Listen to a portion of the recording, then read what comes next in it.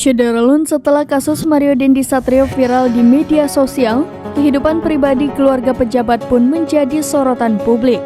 Banyak masyarakat yang penasaran akan kehidupan keluarga pejabat yang erat kaitannya dengan hidup mewah dan berkelimang harta.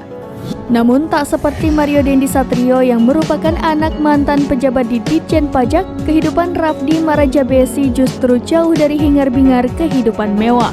Rafdi Marajabesi adalah seorang anak pejabat di Indonesia yang memilih untuk hidup sederhana. Tak seperti anak pejabat pada umumnya, Rafdi Marajabesi memilih bekerja sebagai kuli bangunan meski ia memiliki ayah seorang wakil wali kota Tidore. Sejak kemunculan foto dirinya beredar di dunia maya, sosok Rafdi Marajabesi kian mencuri perhatian. Foto-foto Rafdi sedang bekerja dan mengangkat gerobak sorong pun ramai menjadi perbincangan netizen. Rafdi terlihat tak memakai baju bermerek, sepatu puluhan juta, dan kulit putih bersinar. Ia justru tampil sederhana dengan kaos oblong, celana pendek, topi dan tangan yang penuh dengan semen kotor.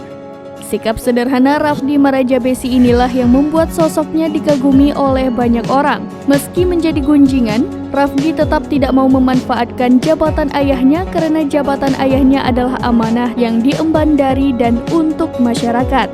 Rafdi sendiri yang memutuskan menjadi kuli bangunan untuk menambah nafkah hidup bagi istri dan satu anaknya. Ia ingin mengikuti jejak ayahnya yang memulai pekerjaan dari bawah, kemudian menjadi politisi, anggota DPRD hingga wakil wali kota.